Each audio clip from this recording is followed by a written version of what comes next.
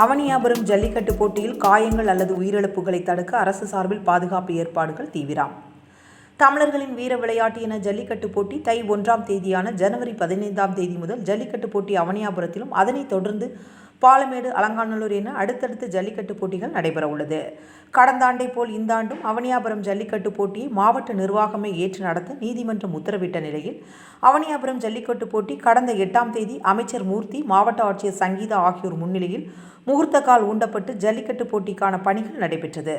தொடர்ந்து அவனியாபுரம் ஜல்லிக்கட்டு போட்டிகள் நடத்துவதற்கு 26.5 லட்சம் செலவில் கம்பு கட்டும் பணி, வாடிவாசல் அமைக்கும் பணி, காளைகள் அழைத்து வரும் இடம் மற்றும் கலெக்ஷன் பாயிண்ட் உள்ளிட்ட பகுதிகளில் ஜல்லிக்கட்டு போட்டிகள் ஏற்பாடுகள் தீவிரமாக நடைபெற்று வருகிறது. அவனியாபுரம் ஜல்லிக்கட்டு போட்டிக்கு இன்னும் 4 நாட்கள் உள்ள நிலையில் கடந்த ஆண்டை விட 2 மடங்கு பணிகள் இருப்பதாகவும், கடந்த ஆண்டை விட 2 மடங்கு அளவில் இந்த ஆண்டு 120 டன் அளவுக்கு சவுக்கு மரக்கட்டைகள், 150 பண்டல் சணல் கயிர்கள், 3 நாட்களாக 80க்கும் மேற்பட்ட பணியாட்களை கொண்டு பணிகள் விறுவிறுப்பாக நடைபெற்று வருகிறது.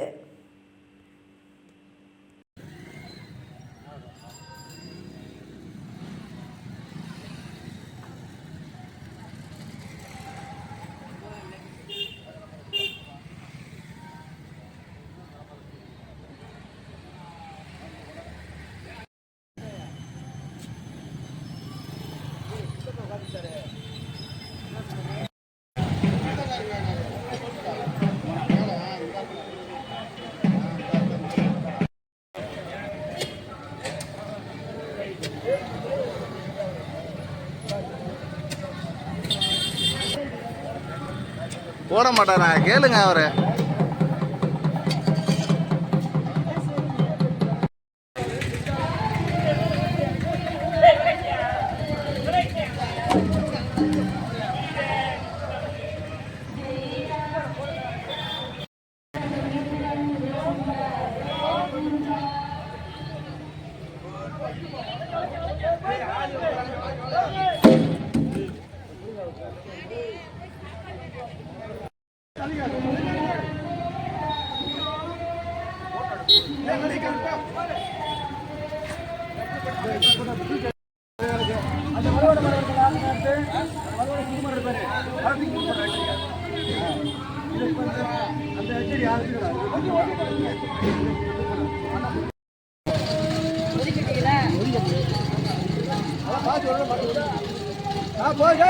அப்படியே போடுங்க.